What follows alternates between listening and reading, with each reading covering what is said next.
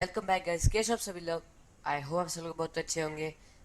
आज की इस वीडियो में हम लोग करने वाले हैं सिक्स एनसीईआरटी संस्कृत चैप्टर 3 शब्द परिचय पार्ट 3 के क्वेश्चन एंड आंसर्स। जी गाइस, आपने बिल्कुल सही सुना। लास्ट वीडियो में हमने इस चैप्टर का एक्सप्लेनेशन देख लिया था और उसमें हमने नपुंसक लिंग के सर्वनाम शब्दों के बारे में पढ़ा था। अगर आपने वीडियो अभी तक नहीं देखा है तो link is in the description और आई बटन में भी आपको मिल जाएगी, तो जाके उस वीडियो को पहले देख लो और फिर इस वीडियो को देखना। तो लास्ट वीडियो में हमने कुछ तमोथक लिंग सर्वनाम शब्दों के बारे में पढ़ा था और उनमें से कुछ शब्द थे जैसे एतत, एते, एतानी, तत, ते, तानी। हाँ, इतने शब्द थे। तो हमने इनके बारे में पढ़ा था कुछ एग्जाम्पल्स के साथ। और आज की इस वीडियो में हम उनके जो क्वेश्चन आंसर है वो पूरे कवर अप कर लेंगे।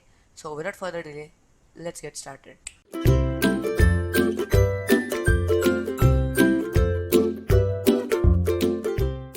So let's start. First question का हमारे पास क पार्ट है उच्चारणम कुरुत, मतलब हमें उच्चारण करना है इन ये जो बॉक्स में दिए हुए शब्द है उनका। तो पहले हमारे पास है फलम मतलब फल, गृहम मतलब घर, पात्रम मतलब बेसिन, पुष्पम मतलब फूल, द्वारम मतलब दरवाज़ा, विमानम मतलब हवाई जहाज, कमलम मतलब कमल का फूल, पुस्तकम मतलब पुस्तक, सूत्रम। अब सूत्रम मतलब बेसिकली क्या होता है, जो हम सुई और धागा यूज करते हैं ना, तो धागा जिस चीज को बंधा होता है ना उसे हम कहते हैं सूत्रम। तो इसलिए सूत्रम वो होगा। छत्र मतलब छाता, भवनम मतलब महल और जलम मतलब पानी। सो इसमें ख पड़े हमारे पास चित्रानि दृष्टवा पदानि उच्चरत, मतलब यहाँ पे जो हमें चित्र दिए हुए हैं अलग अलग जिसके आप देख पा रहे हैं, उन्हें देखकर हमें उनके नीचे जो शब्द लिखे हैं उन्हें उनका उच्चारण करना है। सिंपल है। तो शुरुआत करते हैं पहले से। यहाँ पे हमारे पास पर्णम मतलब पत्ते, क्रीडनकम मतलब खिलौना, ये एक टेडी बेयर है पर इसे हम खिलौना कहते हैं ना, इसलिए ये क्रीडनकम का कहलाएगा।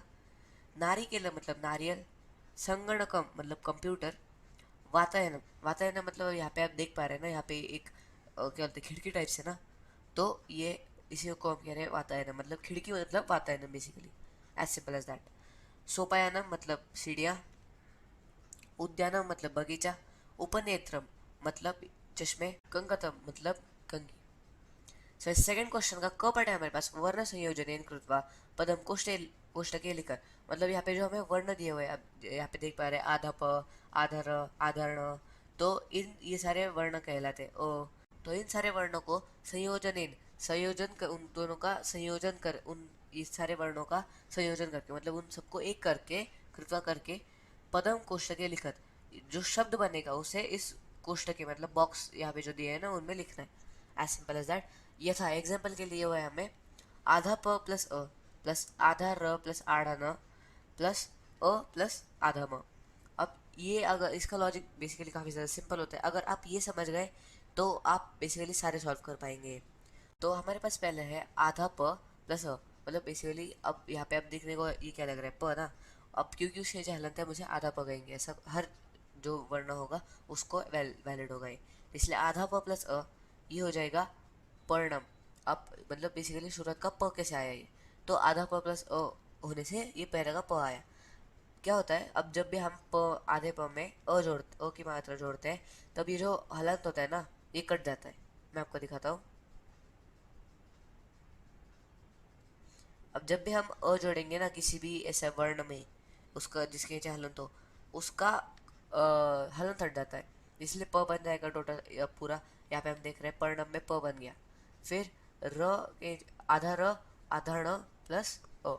अब यहाँ पे क्या हुआ, देखो आधा न और अ ये दोनों एक साथ है, ये दोनों एक यूनिट है और ये अलग है। तो इसलिए हम इसे एक ये जो आधा र इसे हम एक साइड के बाहर रखते हैं और आधा न प्लस अ। तो मैंने आपको क्या कहा था, जब भी किसी ऐसे वर्ण में, ऐसे व्यंजन में जब भी कोई ये स्वर ऐड होता है ऐड होता है तब उसका हलन कट जाता है, इसलिए यहाँ पे आ जाएगा ण। ठीक है, आप देख पा रहे हैं ण। और यहाँ पे जो कर्व आया है ना, जैसे कि आप देख पा रहे हैं यहाँ पे, तो यह है आधे र की वजह से, है कि नहीं। अब यहाँ पे जो आधा र है ना, क्योंकि इसके साथ जो या फिर आ जुड़ा नहीं ना, कोई भी मात्रा जुड़ी नहीं है, इसलिए ये बन गया कुछ ऐसा, इसलिए ये हो गया आधा न। इसलिए हम जब भी कहेंगे पर्ण तो र ये आ वाला आएगा, ठीक है, पर्ण। और म के साथ तो ऐसे भी कोई है नहीं, इसलिए हमने उसे एज इट इज लिख दिया, इसलिए हमारे पास आ गया पर्णम। अगला काफी सिंपल है वैसे ही।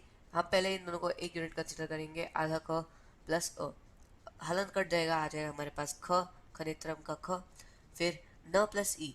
अब ये देख पा रहे हैं, अगर ये है छोटी ई की मात्रा, अगर आप देख पा रहे हैं ये छोटी ई है, तो इसकी मात्रा कुछ इस प्रकार होती है, ऐसी उल्टी होती है। तो मतलब बेसिकली ये कुछ ऐसा रहेगा और ये हो जाएगा कुछ इस प्रकार। हाँ, ये नहीं बन जाएगा फिर। तो इसकी मात्रा कुछ इस प्रकार रहती है। तो ये क्या हो जाएगा, अब न के हलंत है प्लस ई, जब हम उसमें जोड़ेंगे तो उसका हलन पहले कट जाएगा, है कि नहीं, हलन पहले कट जाएगा और उसमें आधी छोटी ई की मात्रा जुड़ जाएगी, इसलिए हमारे पास आ गया नी। अब आ गया हमारे पास आधा त, आधा र प्लस अ। अब यहाँ पे इतना आपको एक रूल बताता हूँ, जब भी आधा त और आधा र आएगा, समझ लेना कि तब हमेशा आधा त्र फॉर्म होगा। मतलब कैसे, जब भी आधा त, आप देख पा रहे हैं इसे कहते हैं हम आधा त और इसे कहते हैं हम आधा र। जब भी ये दोनों एक, इन दोनों को हम एक साथ लिखेंगे तब बनेगा ये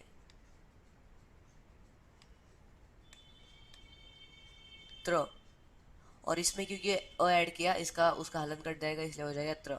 इसलिए हमारे पास आ गया ख नी त्र, और म तो आगे ऐसे भी अकेले, इसलिए हमें उसे लिख दिया खनित्र। अगला भी हमारे पास काफ़ी सिंपल है। अब मैंने आपको दो समझा दिए, अब मैं एक्सपेक्ट करता हूँ कि आपको समझ में आ गया होगा। अब मैं यहाँ पे ये भी आपको कराता हूँ। तो यहाँ पे प प्लस उ, अब छोटा ऊ है इसलिए इसकी मात्रा कुछ इस प्रकार रहती है। अगर आपको पता हो बड़े ऊ की मात्रा इस ऐसी रहती है। तो ये हमारा छोटा ऊ, तो इसलिए हलन कट जाएगा, इसमें लग जाएगी छोटी ऊ की मात्रा, हो जाएगा पू, ठीक है। और र आधा है और उसमें आ की मात्रा कुछ ये होती है, ठीक है, ये होती है आ की मात्रा।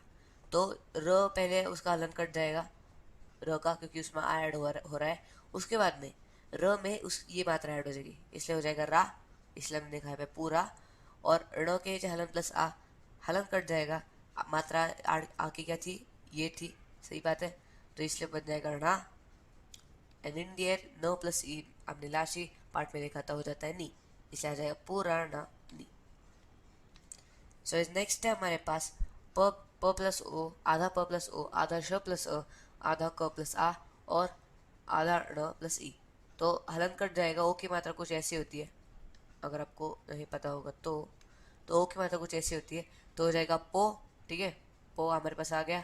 और श, आधा श प्लस अ, हलन कट जाएगा, हमारे पास आ जाएगा श। और फिर क, आधा क प्लस आ की मात्रा हमने देखी थी, हलन कट जाएगा और आ की मात्रा जुड़ जाएगी, हो जाएगा का, और ण प्लस ई हो जाएगा णी। ठीक है, सिंपल है काफ़ी ज़्यादा। लास्ट भी वैसे ही है, क आधा क प्लस अ, हलन कट जाएगा, क आ जाएगा हमारे पास अंग प्लस क प्लस अ। अब यहाँ पे ये दोनों आधे हैं और ये अ है, तो यहाँ पे क्योंकि अंग अकेला है और ये दोनों एक साथ है, आधा क और अ, तो ये बन जाएगा पूरा क, ठीक है। और ये जो अंग है ये रह जाएगा आधा, तो इसलिए कंग कंक, और तो आधा त प्लस अ कट जाएगा, हलन हो जाएगा त और म, इसलिए आ जाएगा हमारे पास कंक तम। तो इसका पार्ट है हमारे पास अधोलिखितानां पदानां वर्णविच्छेदम कुरु। अब यहाँ पे दो नीचे शब्द दिए हैं, उनका हमें वर्ण विच्छेद करना है। पहले हमने वर्णों को संयोजित किया था, उन्हें एक किया था, अब हमें उन्हें तोड़ना है। हमें बताना है कि एक कोई शब्द होगा, तो उसमें जो अलग अलग अलग अलग क्या कहें हम, इंग्लिश में लेटर्स ही कहते हैं, तो उसमें जो अलग अलग लेटर्स हैं तो वो बने कैसे, हमें यही बताना है। तो पहले हमें एग्जाम्पल लिया था, एग्जाम्पल के दिए हुए व्यंजनम। अब यहाँ पे व्यंजनम कैसे बना, व्य में वो आधा है, इसलिए वह के आधा वह आएगा, मतलब वह के हलंत आएगा। फिर य भी आधा है और उसमें वो ऐड हो जाएगा, आधा य प्लस अ, हलन कट जाएगा। मैंने आपको बताया था कैसे होता है, हलन कट जाएगा और यहाँ पे आधा वह रह जाएगा कुछ इस प्रकार, और ये बन जाएगा पूरा ऐसा, ठीक है, हो जाएगा व्य। और अब आधा ज प्लस अ, हलन कट जाएगा, ज, आधा न प्लस अ, हलन कट जाएगा न, और म, व्य ज न म। काफ़ी सिंपल था। पुस्तकम का देखते हैं अब। पुस्तकम में अब यहाँ पे देख पा रहे हैं, अगर आप ये देख पा रहे हैं तो यहाँ पे कुछ ऐसा उकार बना हुआ है, तो ये होता है छोटे ओ का उकार। तो यहाँ पे पू का क्या बन जाएगा, आधा प प्लस उ हो जाएगा पू, क्योंकि प पूरा हो जाएगा, उसका हलन कट जाएगा और फिर उसमें ऊ की मात्रा जुड़ जाएगी, ठीक है, तो हो जाएगा पू। और फिर आधा स प्लस आधा त प्लस अ, अब स्थ जो है ना उसमें स तो आधा है, इतना तो आपको समझ में आ ही गया है, इसलिए हमने स के नीचे हलंत लिखा।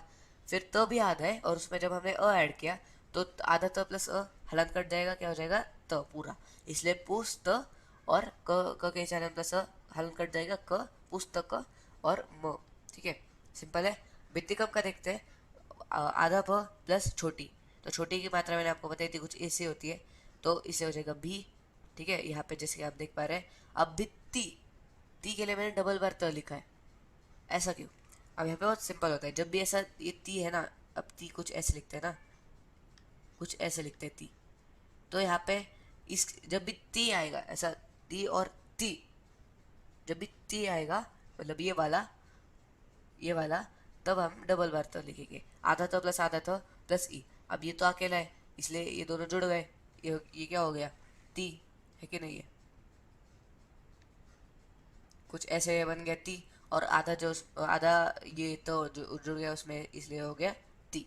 भित्ति क प्लस आधा क प्लस अ हलन तट जाएगा, भित्ति क म। सिंपल है। नूतनानी का भी कुछ ऐसा ही है, न के चा हलन प्लस, अभी बड़े बड़े ओ की मात्रा ये जो होती है ना, ये होती है बड़े ओ की मात्रा, इसलिए हमने लिखा बड़ा ऊ, तो नु, तो आधा तो प्लस अ तो, आधा न प्लस आ ना, और आधा न प्लस ई, इसलिए हो जाएगा नूतनानी। वातायनम, आधा व प्लस आ हो जाएगा वा, आधा तो प्लस आ हो जाएगा ता, आधा य प्लस अ कट हो जाएगा वाताय, आधा न प्लस अ हो जाएगा न, और वातायनम। उपनेत्रम में ऊ तो वैसे आ जाएगा अकेला, तो यहाँ पे ऊ आ जाएगा, अगर आप देख पा रहे तो यहाँ पे ऊ आ जाएगा हमारे पास। ऊ आधा प प्लस अ, प आधा न प्लस ए ने, और त्रम। मैंने आपको बताया था जब भी आधा तो और आधा मिलेगा तब क्या बनेगा, त्र बनेगा, उसके नीचे हलंत होगा, तो आधा त्र और उसमें जुड़ गया त्र, पूरा हो गया, और फिर म, उपनेत्र। सो इस थर्ड क्वेश्चन हमारे पास, चित्राన్ని दृष्ट्वा संस्कृत पदानि लिखत, मतलब यहाँ पे जो चित्र दिए हैं उन्हें देखकर उन्हें संस्कृत में क्या कहते हैं वो लिखना है। अब यहाँ पे ऑलरेडी नहीं लिखे हुए थे, जैसे आप देख पा रहे, मैंने रेड पे ही खुद लिखा है, तो यहाँ पे आप सोचोगे कि यहाँ पे ऑलरेडी लिखा है, हमारे टेक्स्ट बुक में तो नहीं लिखा, लेकिन यहाँ पे ऑलरेडी नहीं लिखा हुआ है। तो यहाँ पे ये आम है जिसके आप देख पा रहे थे, इसलिए हम कहते हैं संस्कृत में आम्रम इसे। ये है एक पत्ता, इसलिए हम कहते हैं पर्णम। व्यजनम मतलब पंखा, कर वस्त्र मतलब रुमाल, सूत्रम मतलब ये सुई धागे का मैंने आपको बताया था, जो वो जिसको रस्सी बंधी होती है उसे कहते हैं हम सूत्रम। अब आपको समझ में आ गया होगा। छत्र मतलब छाता। फोर्थ क्वेश्चन है हमारे पास, चित्रम दृष्ट्वा उत्तरम लिखत, मतलब चित्र को देखकर, यहाँ पे जो चित्र दिए हैं उन्हें देखकर हमें उत्तरम लिखत, मतलब यहाँ पे जो ब्लैंक है ना उसे कंप्लीट करना है। तो एग्जाम्पल के लिए दिया हुआ है यथा, मतलब एग्जाम्पल, किम पतति, किम मतलब क्या, पतति मतलब गिर रहा है, क्या गिर रहा है, तो इसका आंसर आ जाएगा फलम पतति, फल गिर रहे हैं। यहाँ पे देख पा रहे हैं आम है यहाँ पे, तो वो गिर रहे हैं ना, इसलिए हम कहेंगे फलम पतति। अगला हमारे पास, मयूरव किम कुरुत, अब यहाँ पे दोनों मोर क्या कर रहे हैं, मयूरव नृत्यतः, मयूरव मतलब ये दोनों मोर नृत्यतः नाच रहे हैं, वो अलग बात है, नाच नहीं रहे ये, लेकिन हमें बस कहने की बात है वो। एते एते के स्तः, ये दोनों कौन है, एते क्रीडन के स्तः, ये दोनों खिलौने हैं, वो अलग बात है, लेकिन ये भूत जैसे लग रहे हैं। बालिका किम कुरुंती, ये जो यहाँ पे 3 बालिका है ना, और ये जो वचन का जो रूल होता है संस्कृत में, उसके अकॉर्डिंगली दो से जब ज़्यादा चीज़ें आ जाएंगी पॉइंट ऑफ व्यू में हमारे, तब वो बहुवचन में हो जाता है, इसलिए बालिका हो जाएगा, बालिका किम कुर्वन्ति, ये सारी बालिकाएं क्या कर रही है, बालिका पठन्ति, ये सारी बालिकाएं पढ़ रही है। लास्ट है हमारे पास इसमें, कानी विकसंती, कौन विकसित हो रहे हैं, मतलब कौन खिल रहे हैं, हम कहते हैं ना फूल खिल रहे हैं, तो कौन खिल रहे हैं, पुष्पानी विकसंती, पुष्प जो है ना फूल है वो खिल रहे हैं। फिफ्थ क्वेश्चन है हमारे पास, निर्देशानुसारम वाक्य ने रचय, मतलब हमें जो निर्देश दिया गया है, जो ऑर्डर दिया गया है उसके अकॉर्डिंगली हमें वाक्य बनाना है। तो यह था एग्जाम्पल के लिए, एतत पद्धति, मतलब एतत मतलब यह, पद्धति मतलब गिर रहा है, यह गिर रहा है, इसे बहुवचन में हम कैसे लिखेंगे, अब एतत का बहुवचन रूप हो जाएगा एतत एते एतानी, इसे हो जाएगा एतत का हो जाएगा एतानी, और पद्धति का हो जाएगा पतति पततः पतंती, इसे हो जाएगा पतंती, एतानी पतंती। क पार्ट है हमारे पास इसमें, पहला पार्ट, एते पढ़ने स्थ, एते मतलब यह दो, पढ़ने मतलब पत्ते, स्थ मतलब है, यह दो पत्ते हैं, और इसे हमें बहुवचन में लिखना है, तो एते का हो जाएगा एतानी, हमने देखा था एतत एते, और बहुवचन में क्या हो जाएगा एतानी, तो इसलिए एतानी आ जाएगा हमारे पास। पढ़ने का क्या हो जाएगा, पर्णम पढ़ने और पर्णानि, इसलिए एतानि पर्णानि। स्थ मतलब स्थ की जगह आ जाएगा हमारे पास संधि, क्योंकि जब भी बहुवचन के शब्द हम लिख के रखते हैं ना सेंटेंस में, तो वो एंड में संधि ऐड हो जाता है, वो रूल होता है संस्कृत का। तो एतानि पर्णानि संति, इजी। ख पटे हमारे पास मयूरः नृत्यति, मतलब मोर नाच रहा है, इसे बहुवचन में लिखना है। मयूरः का हो जाएगा मयूरः, मयूरो मयूराः, इसलिए मयूराः। नृत्यति का हो जाएगा नृत्यति, नृत्यते और नृत्यन्ति, बहुवचन में नृत्यन्ति आ जाएगा, इसलिए मयूराः नृत्यन्ति, मतलब काफी सारे मोर नाच रहे हैं। एतानी यानानी, मतलब यह सब यान है। अब यहाँ पे इसे द्विवचन में लिखना है, पर यह है बहुवचन में। तो हमने देखा था कि एतानी का, एतानी है एक बहुवचन वाला शब्द, तो एक वचन क्या होता है इसका, एतत्। द्विवचन क्या होगा, एते, इसलिए हम लिखेंगे यहाँ पे एते। यानानी का क्या हो जाएगा यहाँ पे, यानम यानी यानानी, तो यहाँ पे याने आ गए ना द्विवचन में, इसलिए हम लिखेंगे याने, एते याने, मतलब ये दो यान है। घ पाठ में हमारे पास छात्रे लिखत, मतलब दो छात्रे, मतलब दो छात्राएं लिख रही है। अब इसे हमें बहुवचन में लिखना है, तो छात्रे का बहुवचन क्या हो जाएगा, छात्रा, मतलब काफी सारे छात्राएं। लिखत का हो जाएगा लिखंती, लिखती लिखत लिखंती, इसलिए छात्रा लिखंती, तो काफी सारे छात्राएं लिख रही है।